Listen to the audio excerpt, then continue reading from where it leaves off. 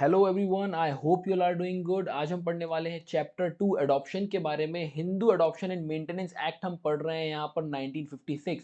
इसके पहले ऑलरेडी हम चैप्टर 1 कवर कर चुके हैं। अगर आपने नहीं देखा है तो आप डिस्क्रिप्शन में आपको लिंक मिल जाएगी या प्लेलिस्ट में जाकर आप चेक कर सकते हैं। चलिए शुरू करते हैं। आज हम सेक्शन 5 और सेक्शन 6 पढ़ने वाले हैं। सेक्शन 5 बात करता है adoption to be regulated by this chapter. हमें मालूम है कि चैप्टर 2 जो है स्पेसिफिकली अडॉप्शन के बारे में बात करता है, राइट। तो आपका जो ये चैप्टर है ये रेगुलेट करता है अडॉप्शन को। तो यहां पर बोला गया है सबसेक्शन 1 में कि कोई भी अडॉप्शन, जब ये एक्ट आपका आया उसके बाद कोई भी अडॉप्शन जो है वैलिड नहीं माना जाएगा अगर किसी भी और तरीके से किया गया तो।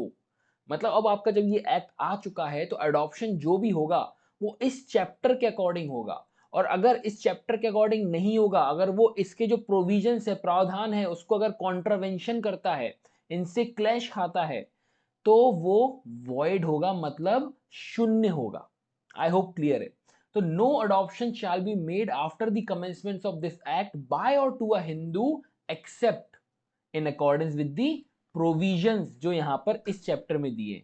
इस चैप्टर के अंदर जो प्रोविजंस दिए उसके अकॉर्डिंग होगा तो सब बढ़िया है, वैलिड है। अदरवाइज है, अगर कॉन्ट्रावेंशन है तो फिर वो वॉइड होगा। सबसेक्शन 2 बात करता है an adoption which is void shall neither create any right in the adoptive family in favor of any person which he or she could not have acquired except by reason of adoption।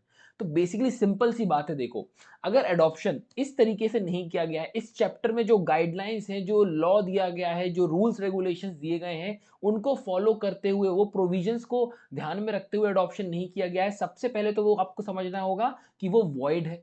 और अगर कोई adoption void है तो ना तो वो कोई अधिकार को जनरेट करेगा ना क्रिएट करेगा, उससे कोई राइट क्रिएट नहीं होगा अडॉप्टिव फैमिली में। देखो होता क्या है, बेसिकली आप बायोलॉजिकल फैमिली से आप जाते हो अडॉप्टिव फैमिली के पास, और यहां पर आपके सारे राइट वगैरह क्रिएट हो जाते हैं प्रॉपर्टी में और सारी चीजों में, राइट। बट अगर वो अडॉप्शन ही वॉइड है तो क्या कोई राइट यहां पर क्रिएट होगा? नहीं होगा।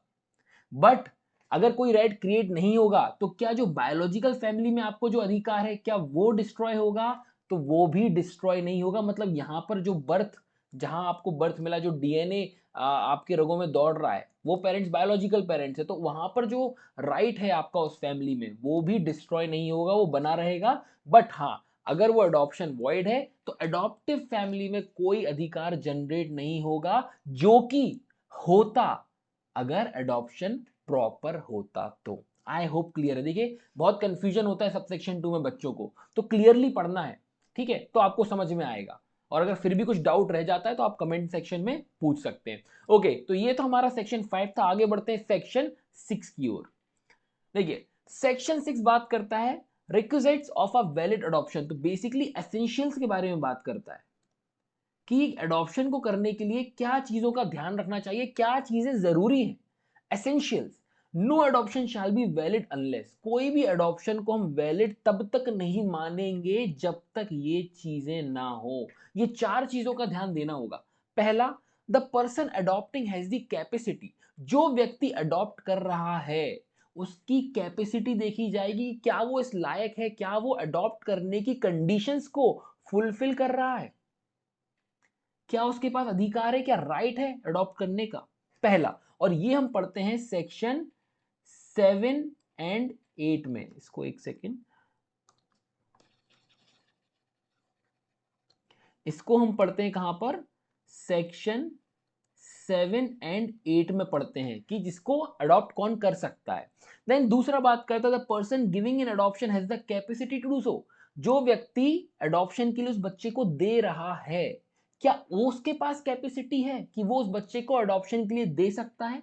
इसको हम पढ़ते हैं सेक्शन 9 में, जो कि हम आगे पढ़ेंगे। तीसरा बात करता है द पर्सन अडॉप्टेड, जिसको अडॉप्ट किया जा रहा है, क्या वो इस लायक, इस केपेबल है कि उसको अडॉप्ट किया जा सकता है। ये हम पढ़ते हैं सेक्शन 10 के अंदर। और आखिरी में फोर्थ वाला क्लॉज आपका बात करता है कि अडॉप्शन जो है कंप्लायंस में होना चाहिए विद अदर कंडीशंस जो इस चैप्टर के अंदर दी हुई हैं। क्या उन कंडीशंस का कंप्लायंस किया जा रहा है, क्या उन कंडीशंस जो दी हुई हैं क्या उनको फॉलो किया जा रहा है? अगर किया जा रहा है तो उसको हम वैलिड अडॉप्शन मानेंगे, जो कि हम पढ़ेंगे सेक्शन 11 में। तो देखिए लाइन से हम सब कुछ पढ़ने वाले, बड़ा ही सिस्टमैटिक एक्ट है आपका ये। हर चीज लाइन वाइज पढ़ेंगे और आपको भी अगर ये एक्ट पूरा कंप्लीट करना है तो लाइन वाइज वीडियो देखते जाइए और बस समझते जाइए। तो मिलते हैं नेक्स्ट वीडियो में, till then take care, bye bye.